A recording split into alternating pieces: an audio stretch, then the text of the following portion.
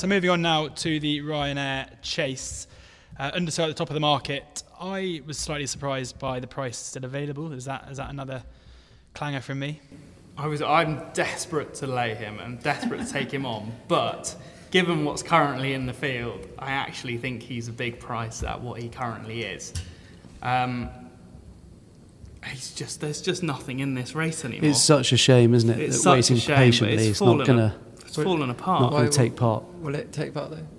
It might run. I hope so, because if he turns up, I hope it does as well. You know, for some context, we got Undersow as 3-1 best price for Sporting Bet, Waiting Patiently 4-1. That's a black type and top notch 7-1 across the board.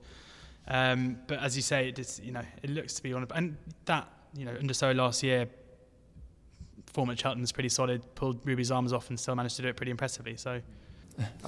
Coming back, I gave Paddy Brennan a lift back from the races the other day, and the news was sort of coming out that Q Card was going for the Ryanair, and with a person not never taken drugs, because obviously you can't hesitate, but it felt like when he heard the news it was going for the Ryanair, he was pumped. And all I think I can say, you'll have to get past Paddy Brennan and Q Card. I'm sure he is. It would be the most popular winner of the week, wouldn't it? Wouldn't it? It would be absolutely take the roof off the. Q Card available at 12-1 with 188 bet. That's not on no bet as well. By the time I dropped him off, I thought Q Card can't get beat. It was one of those. I think the fact that he got jocked off for a run, and then I was back on him, and the way he rode it at Ascot, and obviously waiting patiently, he's come from behind that day and did him. But I think I think Q Card showed something there. Although he's probably older now, but they're gonna have to be tough to get past him. How do you assess that race, Andy? That Waiting Patiently finishing ahead of Q Card. Obviously, Q Card's got the Cheltenham form. Waiting Patiently hasn't. But on the day, Waiting Patiently was brilliant. Q Card basically just gave his everything, and still the Jefferson horse was too good. I actually thought he won with a bit to spare. My only reservations about either of those two is that they both had incredibly hard races close to the festival. They both left it out on the track. I mean, Q Card literally strained every sinew, didn't he, to win that day. Can he bounce back again? I mean, can we ask a 12-year-old to go deep as he did that day? It's definitely the right decision. After that hard race, to run him in this rather than ask him to run in the Gold Cup, I mean, that would be a nightmare. Underscore, because he's no spring chicken either, but he was awesome last year, and his 2 runs so far this season have done nothing to put any negativity against him. He was good in Cork first time, and he floated around Ascot the other day. He's had a great preparation, nice and smooth. He goes on any ground. Obviously, he's better on soft than he's good, but he was good last year, and he still won easily. He jumped great. But if there is one fly in the ointment, and that's Balco de Flo, Henry de Bromhead's horse. Amazingly, since its inception in 2005, Gigginstown, who obviously sponsored the race, they haven't won it yet, and they've sent some proper horses to this. Don Cossack amazingly got beat in it, and they had, I think, the favourite last year, one of the favourites, Empire of Dirt, who was a real good, strong gamble, and he didn't win either. So it's a bit of a hoodoo race, but he's a very talented horse, Balco de Flo. He won the Galway Plate on decent ground, and he beat a good field that day, Shane's Hill, blah, blah, blah. And then they tried him over 3 miles last time in the Christmas Chase, and he had everything off the bridle turning for home, and he just didn't get home, and Road to Respect nailed him.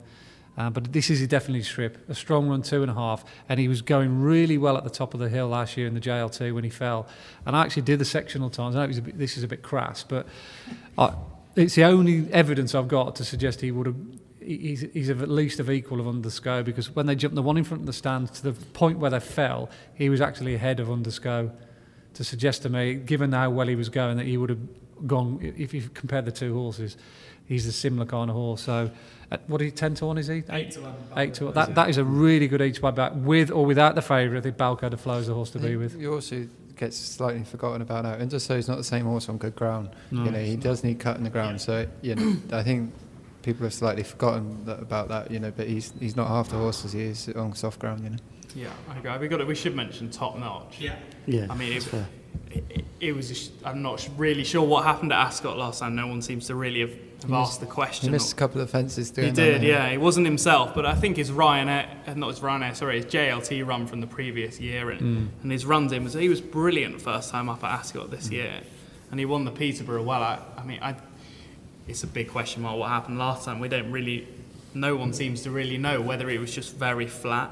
Ascot's his track as well, which is I a know. slight. Yeah. I really fancied him that day as well. It leaves a big question mark, but it wouldn't be if it was good ground as used. That's when I'd want to take Undersow on. I mean, his record on good ground. I mean, he's been second behind Sprinter Sacra twice, but if you read into that form, he had Special Tiara and nose behind and Dodging Bullets a length behind on 2 runs. I mean, on soft ground, he's beating them out of sight.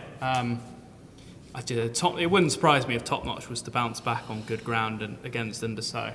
And also, Q-Card's going to be taking Undersow on from the front. Yeah. You know, They're going to go hard. Top Notch 7-1 across the board, and also after Andy's tip there, he's tipped up 2 Deflows in a row there, the Patemps, and then the Ryanair Chase. So the 305-1 for the Deflow, Andy holding double. That is with Betfair. Protect Deflow to win the Patemps, and then Balco Deflow, and then I'm sure the beer will flow. Sorry about that.